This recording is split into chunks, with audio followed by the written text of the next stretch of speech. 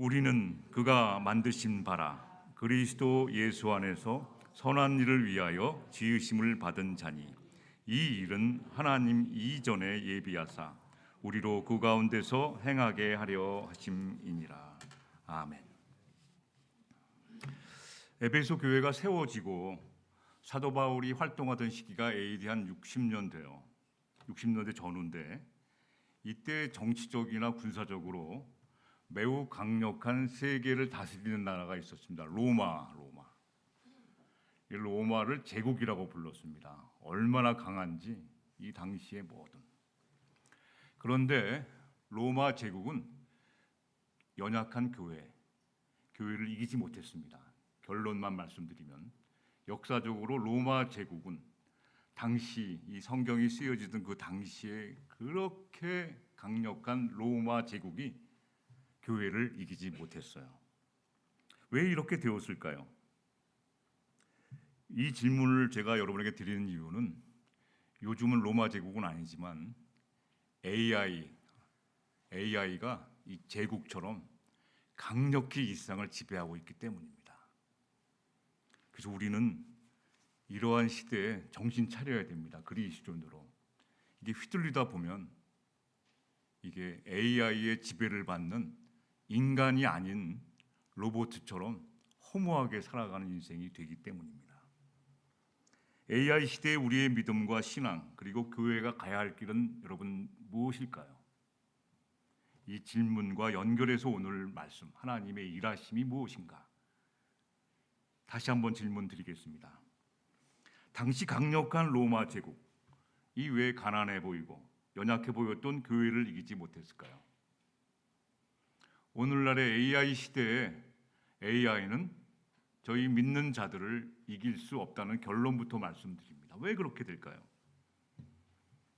로마 제국은 모든 것이 행위에 있습니다. 행위.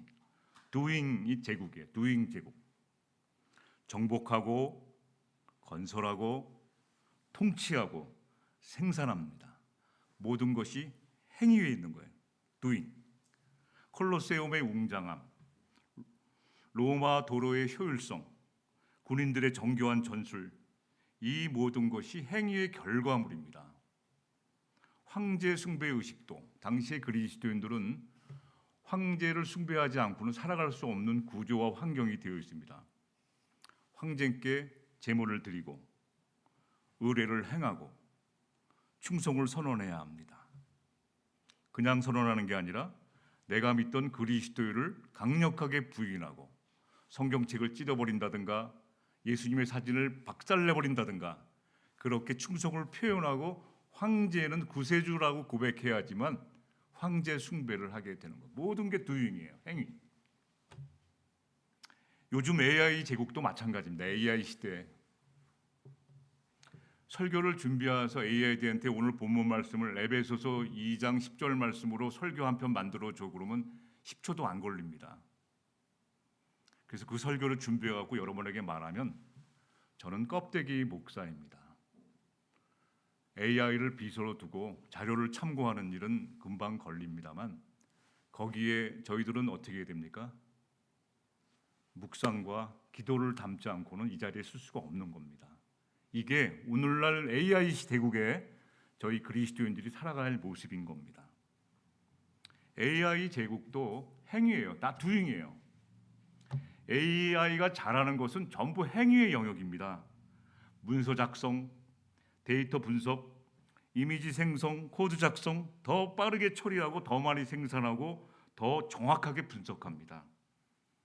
어떤 여자 집사님이 부에나팍에다가 뭘 식당을 하나 내려고 옛날 같으면 목사님에게서 기도 좀 부탁드렸습니다. 요즘은 그렇게 안 합니다. 목사님한테 가봤자 기도해야 됩니다 밖에 더 합니까? 그리고 기도해 주는 것. 요즘 사람들은 그렇게 안 해요. AI에게 시장을 분석하고 부에나팍에 식당을 차리면 한국인 인구 얼마, 백인, 흑인, 히스파닉이 얼마나 있는지를 다 분석해서 얼마의 이익이 남는 것을 딱 분석을 해줘요. 기도보다 그게 더 빠르지 않습니까? 목사님을 상담하면 시간만 걸려요. AI 제국, 로마 제국 똑같습니다. 다 doing입니다. 행함. 요즘도 그런 시대예요. 이때 우리의 믿음과 교회 생활은 어떻게 지켜나가며 성장시켜야 되는지요. 오늘 에베소서 2장 10절 말씀 바로 앞에 보면 8절 9절, 에베소서 2장 8절 9절에 보시면 하나님이 예수님을 통하여 주신 은혜로 말미암아 믿음으로 구원받게 하신 거예요. 저와 여러분이 이뻐서 구원시킨 게 아니라 예수님을 통하여 우리가 구원받게 하신 겁니다. 이것을 하나님의 주신 선물이라고 기록되어 있습니다. 이것은 뭐라고 그러죠? 9절에 doing이 아니라, 행위에서 난 것이 아니라 하나님의 선물이라고 되어 있어요. 그런데 하나님의 일하심의 영역은, 즉 교회가 로마 제국을 이긴 영역은 바로 뭐예요? doing이 아니라, 그 어렵고 힘든 교회가, 연약해 보이는 교회가 로마 제국을 이기는 비결은 doing이 아니라 being, 존재하는 자체예요. 오늘도 힘든 이 환경을 버티고 내가 그리스도인으로 존재하는 그 자체가 바로 하나님의 일하심이죠. 하나님은 저와 여러분들을 이 자리에 예배 드릴 수 있도록 존재시키고 그리스도인으로 존재하는 그 자체가 바로 하나님이 일하시는 겁니다. 그게 승리의 비결이에요. 교회가 로마 제국을 이겼어요. AI도 이기는 비결은 다른 게 아닙니다. AI는 doing, 일은 잘합니다. 그러나 존재 자체를 무시해버리거든요. 당시 로마에 있는 교인들, 당시에 그 로마 제국 앞에 떨지 않고 두려워하지 않는 그리스도인들은 죽음 앞에도 흔들리지가 않았어요. 많은 사람들은 황제에게 숭배하라 그랬을 때 많은 사람들이 배교하고 숭배했습니다. 그러나 진정한 그리스도인들은 내가 죽으면 죽어도 그렇게는 못하겠습니다 하고 죽음을 두려워하지 않고 맞이했어요. 고문받고 흔들리지 않았습니다. 고문 속에서도 기쁨을 잃어버리지 않았어요. 역병이 돌았습니다. 그 시기에도 환자 옆에 있던 것은 다 그리스도인들이었어요. 다른 사람들은 다 도망쳤어요. 자기도 걸릴까 봐. 그런데 역병 가운데 그리스도인들은 끝까지 지켜주었던 사람들이었습니다. 존재였던 것이죠. 그때 회복된 사람들이 간증하는 것이 굉장히 많아요. 굉장히 많습니다. 그 사람이 내 곁을 지켜주어서 나는 살았습니다 하는 고백이 굉장히 많습니다. 로마 제국과 마찬가지로 AI 제국은 성경의 모든 것들을 다 저장하고 있어요. 박사학위 논문, 성경에 관한 지식 등 엄청난 저장하고 있어요. 성경 가끔 이게 성경이 어디 있나 찾아보는데 AI한테 말하면 금방 찾아줍니다. 다 저장하고 있거든요. 그러나 AI는 성경을 알지 못합니다. 성경 앞에서 울어본 적이 없어요. AI는 성경 말씀을 내 삶을 바꾼 경험도 없으며 성경 말씀을 통해 하나님을 인격적으로 만난 적은 AI는 절대 있을 수 없습니다. 우리는 말씀의 은혜 받고 눈물이 나기도 합니다. 간절히 말씀 붙잡고 하나님께 기도하는 사람들입니다. 이거는 AI, 로마 제국이 절대 하지 못하는 것을 저와 여러분이 합니다. 이것이 이기는 비결이라는 것이죠. 흥미로운 예가 있어요. AI 제국 시대에 간호사는 의사보다 낫다고 그래요.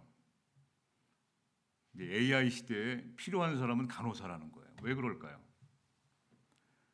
의사의 핵심 업무는 진단이지 않습니까? 증상을 분석하고 데이터를 해석하고 엑스레이 찍은 뭐라는 촬영한 것들을 다 검사해서 분석하지 않습니까? 그리고 치료를 어떻게 줄까를 결정하지 않습니까? 이것을 지적 기술 영역이라고 합니다. AI가 이것은 빠르게 따라잡았어요. 웬만한 의사보다 훨씬 잘합니다. 분석 딱 하고 이렇게 치료하고.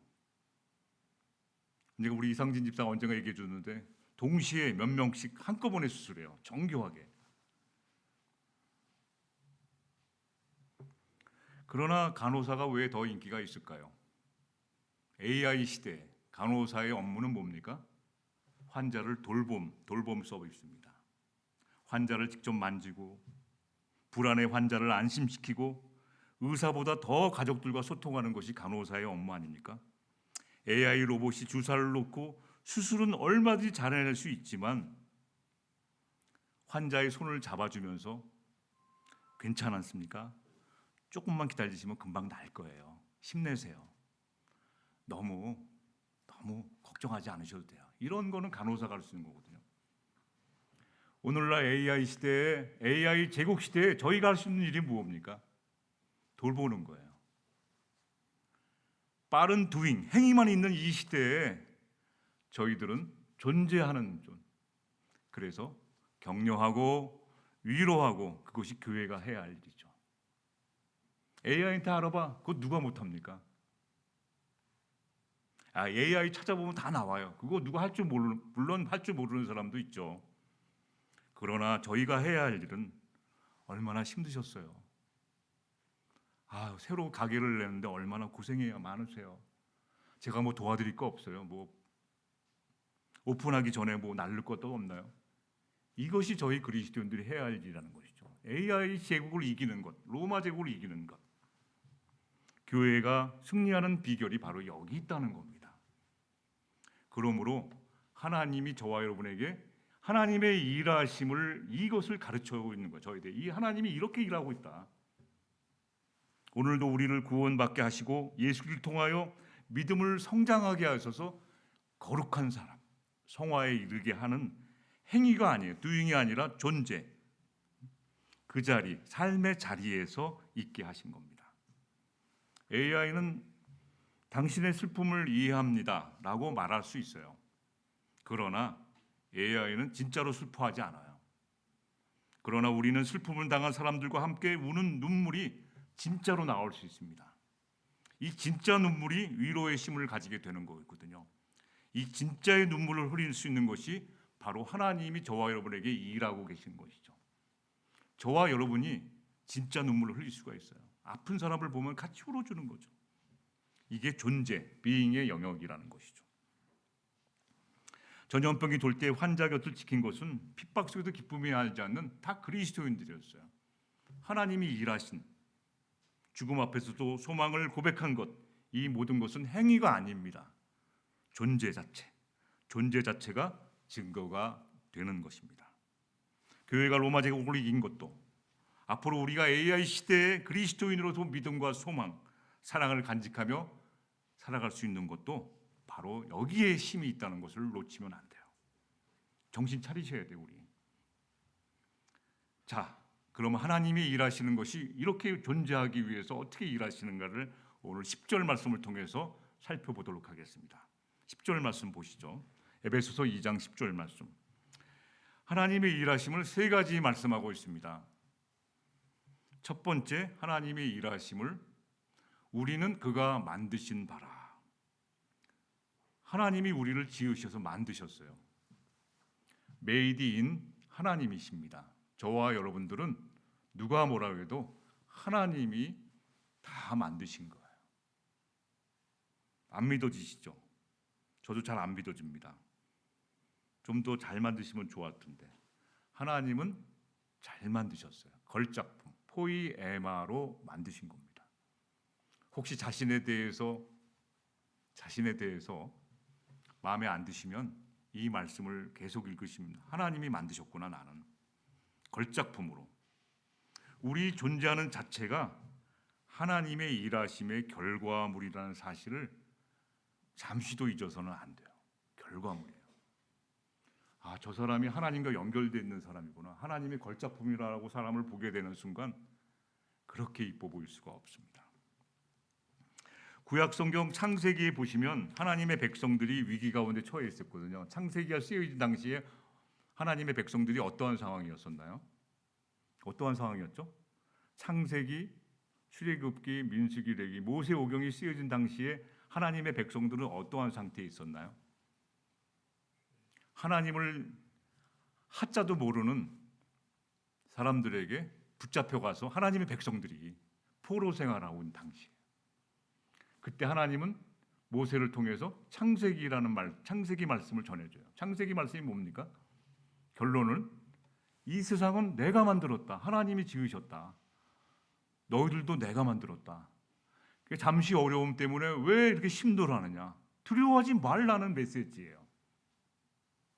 내가 만들었다. 너희는 내가 만들었다. 새로운 존재로 내가 만들었다. 우리는 그가 만드신 바라. 이것을 강조하고 있는 겁니다. 내가 만들었다. 하나님이 만드신다. 아무도 안 믿어주시는 것은 아니겠죠? 우리 같이 한번 해봅시다. 나를 하나님이 만드셨구나. 시작. 나를 하나님이 만드셨구나. 네. 그 옆 사람 보시죠. 같이 보시죠. 네. 그래서 야곱이 형 에서를 만날 때 뭐라고 고백했나요? 당신의 얼굴을 보니 마치 하나님의 얼굴을 본 것 같습니다. 고백해 보시죠. 시작. 당신의 얼굴을 바라보니 마치 하나님의 얼굴을 바라본 것. 굉장히 조롱하는 듯 말하고 있어요. 옆에 안 믿어주시니까. 믿음이 이렇게 약해 우리들이. 그냥 하기 싫은 거야. 아우, 너 얼굴 보면 지겨운데 당신이 하나님 목사님은 왜 저런 거 시켜? 나만 갖고 목사만 갖고 뭐래? 왜? 진리 말씀을 전해드리는 거예요. 여러분 하나님의 형상을 따라 지음받았다니까 저희가요. 하나님이 저와 여러분을 새로운 존재로 오늘 존재 doing이 아니라 being 존재로 이 자리에 있게 하신 거예요. 그 얘기를 하는 겁니다. 하나님이 이 일을 하고 계시는 거예요. 하나님이 날 뭘 도와주시나? 하나님이 존재 자체 이렇게 훌륭한 존재 자체로 있게 하신 것이 하나님의 일하게 하신 겁니다. 이 에베소서 2장을 전체로 보면 하나님의 일하심이 나와요. 2절과 12절에 보면 이제 나중에 집에 가서 찾아보세요. 에베소서 2장 2절에 보면 그때 너희는 어땠나? 너희들이 주제 파악을 못하는구나. 너 얼마 전까지만 해도 너 어떻게 살았냐는데, 저 깜짝 놀랐어요. 그때의 너희는 또 12절에 보니까 그때의 너희는 메시지 성경으로 그랬더니까 메시지 성경에는 얼마 전까지만 해도 너는 어떻게 살았냐? 이게 남 얘기가 아니야. 나의 얘기야. 얼마 전까지만 해도 죄 가운데 허물 가운데 살던 너희를 이렇게 예수를 통하여 구원받게 해주시는 이 하나님의 일하심, 이거를 잊어버리고 산다는 것이죠. 자, 두 번째 하나님의 일하심은 뭘까요? 같이 보시죠. 그리스도 예수 안에서 선한 일을 위해서 지으심 받았다는 것이죠. 하나님이 이 일을 위해서 일하고 계세요. 여기서 말하는 선한 일은 세상적 기준으로 도덕적 그렇게 바른 사나이, 바른 사람, 바른 생활 이걸 말하는 게 아니라 하나님의 뜻과 성품을 이 땅에 드러내는 거예요. 하나님의 이미지를 드러내라고 하는 거예요. 당신의 얼굴을 바라보니까 하나님의 얼굴이 떠올라요. 하나님이 이렇게 일하고, 이게 삶의 태도라는 거예요. 당신의 얼굴을 바라보면 모든 것이 우울해지지 않고 당신의 얼굴만 바라보면 하나님의 얼굴이 바라보이는 거예요. 하나님의 얼굴이 안 보이니까. 우리는 일이라는 단어를 생각하면 파일, 업무, 이메일, 일하는 거, 기계 설비, 연관지어 생각합니다. 하지만 하나님이 우리에게 선한 일을 맡기실 때 언제나 병행되는 일의 주체가 있어요. 하나님이 일하심의 주체가 있습니다. 그게 뭡니까? 바로 사람이에요. 사람. 하나님이 일하신다는 것은 사람을 주세요. 사람. 하나님의 일하심을 정리해 보면 하나님은 사람에게 일을 맡기시거든요. 이 일은 사람이 합니다. 하나님의 일은 사람이 해야 돼요. 그러므로 우리의 일이 있는 곳에는 누구예요? 하나님이 사람을 만나게 해주세요. 우리 교회가 시작할 때 암담했습니다. 그런데 하나님은 일하시고 계셨어요. 만나게 해주시고 한 분 한 분 만나게, 물론 왔다가 가시고 다 그랬지만 하나님이 보내주신 분들이에요. 만나고 헤어지고 만나고 헤어지고. 그러면서 하나님은 일하시는 거예요. 그 사람과 맺는 관계 속에서 하나님이 하실 수 있다는 일을 예측하셔야 돼요. 만남을 우습게 보시면 안 돼요. 사도 바울이 사도행전 18장, 요즘 새벽기도 때 사도행전 18장에 보시면 사도 바울이 이 복음 전하는데 너무 힘든데 실라와 디모데가 합류하게 됐습니다. 마게도냐에서 왔어요. 18장에 보시면 합류하게 되니까 신났죠. 천군 만마를 얻게 되어서 신났는데 유대인들에게 복음을 전하니까 이 유대인들이 더 잘 알아들으려는데 어떻게 되면 사도 바울을 핍박하고 비방하고 조롱하는 거예요. 대적하고. 그래서 바울은 유대인들만 보면 트라우마가 있는 거예요. 너무 힘들어서 이방 전도, 고린도라든가 이런 데 가는 게 두려웠어요. 다른 사람에게 복음 전하는 것이 아주 힘들어하고 있을 때 어떻게 됐습니까? 주님이 꿈속에 환상에 나타나세요. 밤에 주께서 사도행전 18장 9절 11절 밤에 주께서 환상 가운데 나타나셔 말씀하십니다. 걱정하지 마라. 그 사람들 딱 끊어. 그래도 또 다른 사람 또 있어. 이렇게 위로해 주세요. 여러분 힘들 때 혹시 환상 가운데 주님이 위로 들으시죠? 네, 안 들으시면 들으셔야 돼요. 환상 가운데 주님이 위로해 주세요. 얼마 전에 박혜영 권사님 임종 예배를 드리고 잠깐 돌았어요. 이제 임종하고 잠깐 돌았는데 박혜영 권사님이 환상 가운데 나타나셔서 계속해서 여러 가지 말하셨는데 기억나는 거는 목사님 너무 고맙다는 거예요. 괜찮습니다. 고맙다는 거예요. 자꾸 몇 번 하는지 몰라요. 그래서 전화가 와서 깼어요. 하나님이 다 알려주세요. 이렇게 다. 하나님이 모른다. 이것은 여러분들의 믿음 생활이 지금 제자리에 없다는 것으로 보시면 돼요. 하나님이 사도 바울이 힘들 때 나타나셔서 위로해 줍니다. 그 사람들 먼지 털듯이 털어버려. 여기 많은 사람이 있어. 내가 이 사람 보내줄게. 이렇게 말씀하십니다. 성경의 인물들 한번 예를 들게요. 여러분 성경의 인물들 룻이라고 있지 않습니까? 룻은 모압 여인이었어요. 이 하나님 안에서 자란 사람이 아니에요. 모태신앙이 아니에요. 룻, 이방 여인, 모압 여인. 남편 잃었죠. 당시에 남편 잃었다는 것은 아주 사회 밑바닥입니다. 경제적으로 매우 가난한 존재. 또 이게 주부이니까 일도 잘 못해요. 취업을 하려니까 어디 있으니까 아르바이트를 했어요. 당시에. 근데 일할 줄 체력도 약하니까 아마 실력도 경험도 전무했다고 학자들은 보고 있습니다. 그런데 룻은 하나님의 일하심, 이 구속사역 안에 연결되어 있잖아요. 하나님과 연결되어 있으니까 하나님의 손길과 연결되어 있으니까 사람을 만나게 해주세요. 그래서 룻은 하나님과 사람과 연결되어 있으니까 만나게 해주는 존재를 깨닫게 해주세요. 하나님이 일하시는 것. 당신과 우리 모두는 하나님께 사랑받기 위해 태어난 존재임을 늘 깨닫게 해주시는 것이죠. 이게 하나님이 일하시는 겁니다. 나는 하나님한테 버림받았나? 가족들한테 버림받았나? 나는 사람들이 안 좋아해. 버림받은 인생이 아니라 하나님이 일하신다는 것은 오늘도 사랑받기 위해 태어난 사람임을 깨닫게 해주시는 것이죠. 룻이 하나님과 연결되는 구속사역과 연결되는 순간 이걸 깨닫고 룻의 역사는 어땠습니까? 해피엔딩으로 끝나잖아요. 해피엔딩. 자, 저와 여러분은 하나님의 손길과 연결되어 있는 존재임을 내가 지금 어떠한 상황에 있을지라도 놓쳐서는 안 돼요. 이걸 잊어버리면 믿음이 떨어지거든요. 나는 그리스도 예수 안에서 선한 일을 위해 지음받은 존재다. 이걸 잊지 않도록 하나님은 오늘 저와 여러분을 향해서 일하고 계신다는 겁니다. 자, 하나님의 일하심 세 번째는 무엇일까요? 말씀 보시면 이 일은 하나님이 전에 어제 예비하신 게 아니라 만세전부터 했다는 성경도 있어요. 만세전. 옛날부터 계획해 놓으신 거예요. 우리가 태어나기도 전부터. 우리로 그 가운데 행하게 하려 하심이라. 하나님의 일하심은 어느 날 갑자기 하신 것이 아니에요. 이게 저와 여러분 만난 것, 또 우리가 일하게 된 것, 이게 어쩌다가 내가 잘못 들어왔나, 이 교회 잘못 들어왔나, 왜 이렇게 일이 많아, 이게 아니에요. 그러므로 우리는 누구를 만났냐는 어쩌다 만난 게 아니라 하나님의 이 오래고 질긴 계획 가운데 저와 여러분 만난 것이고 함께 일하게 된 것이 있어요. 요셉 이야기 여러분 잘 아시죠? 지난주 우리 목사님도 말씀하셨는데 요셉 이야기는 집안 형제끼리 싸움 난 거예요. 이 장난 때문에 요셉이 이 말을 좀 함부로 해요.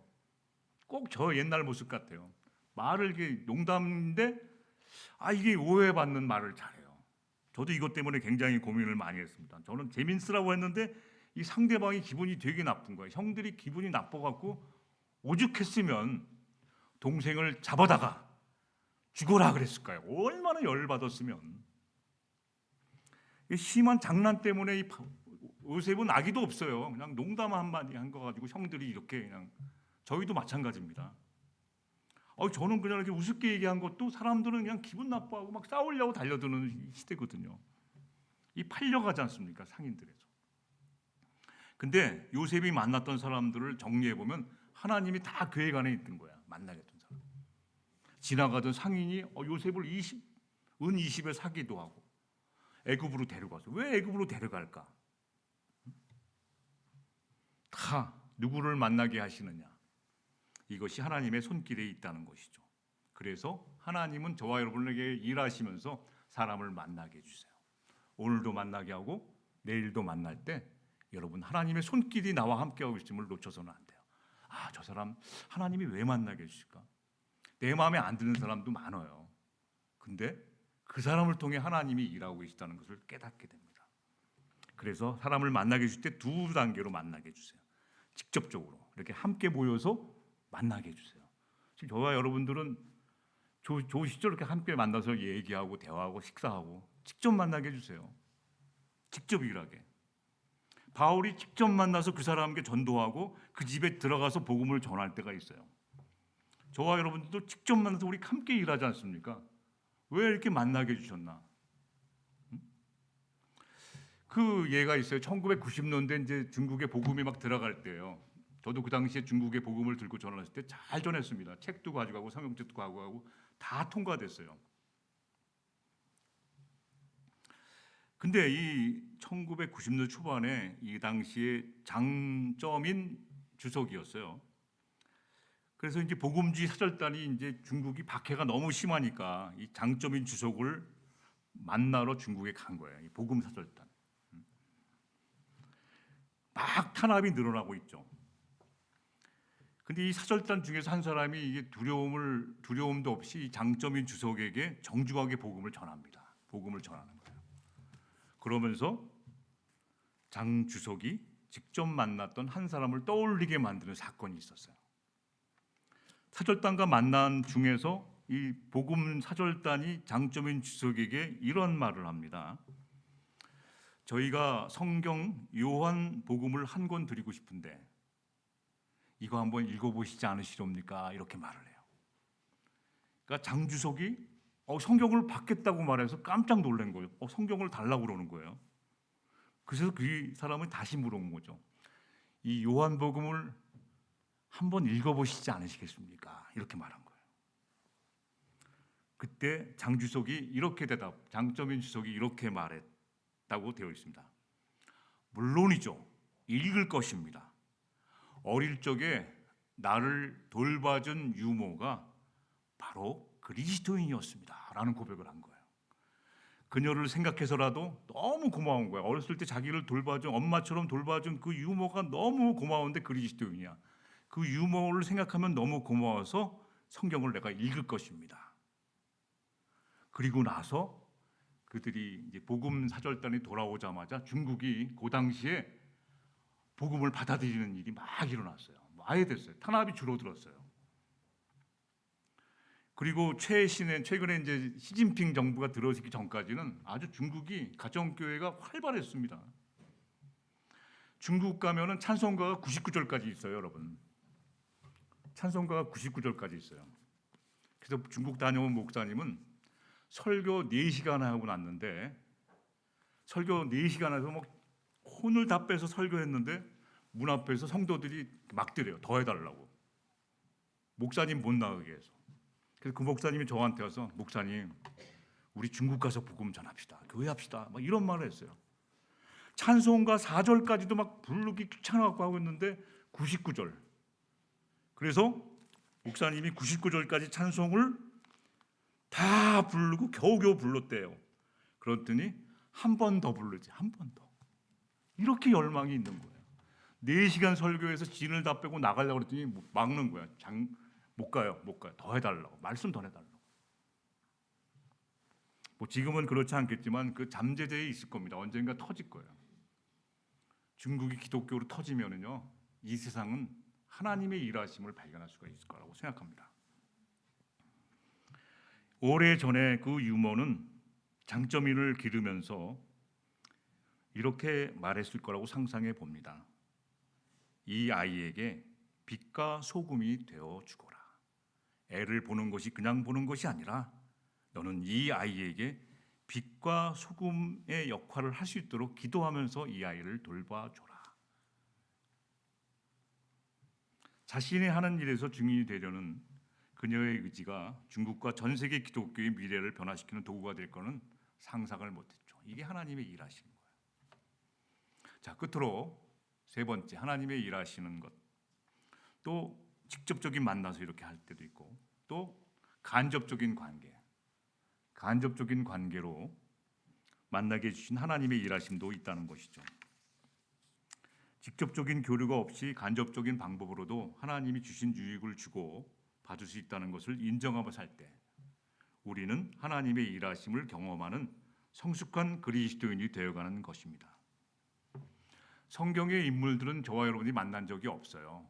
그러나 성경 인물들을 간접 경험하면서 나는 저 사람처럼 살지 말아야지, 저렇게 미련한 인생 살지 말아야지 깨닫게 되는 것이죠. 저는 책에서 만난 스승이 15명이 있습니다. 적어봤더니 15분이 계세요. 15분이 있다고 자신 있게 말하는 것은 그분이 이 땅 위에 쓴 책은 다 읽어봤다는 거예요. 그 사람을 만나보지 않았지만, 그 스승을, 그 훌륭한 분을 만나보지 못했지만 그분의 책을 다 읽으면 그 사람의 모습이 간접 경험을 하게 돼요.